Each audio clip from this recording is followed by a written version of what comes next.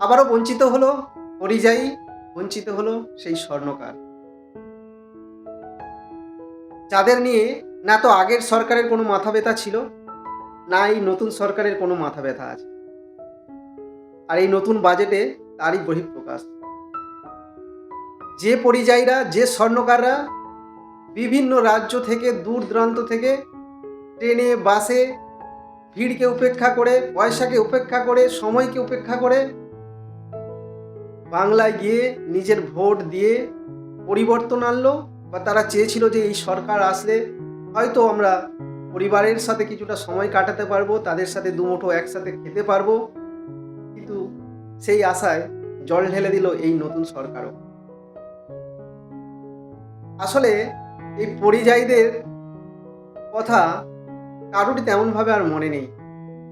পুরনো সরকারের তো মনে ছিলই না।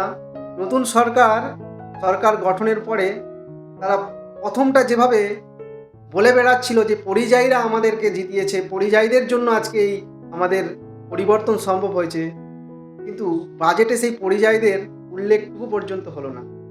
বাজেটে যখন কিছু উঠে আসলো না, তখন ভাবলাম হয়তো প্রেস কনফারেন্স করে স্পেশাল কিছু হয়তো ঘোষণা করবে মাননীয় মুখ্যমন্ত্রী শুভেন্দু অধিকারী মহাশয়, কিন্তু না। পরিযায়ীদের আসলে কেউই মনে রাখেনি, না তো পুরনো সরকার মনে রেখেছিল, না তো এই নতুন সরকার মনে রেখেছে বা ভবিষ্যতে মনে রাখবে। সুতরাং বঞ্চিত হলাম আমরাই। কি দরকার ছিল আমাদের? আচ্ছা, তাহলে এই যে 40-50 লক্ষ পরিযায়ীর প্রতি আমাদের সরকারের কি কোনো দায়বদ্ধতা নেই? এই প্রশ্ন আমার বন্ধুদের কাছেও রইল নতুন সরকারের কাছে। ভালো থাকবেন সবাই।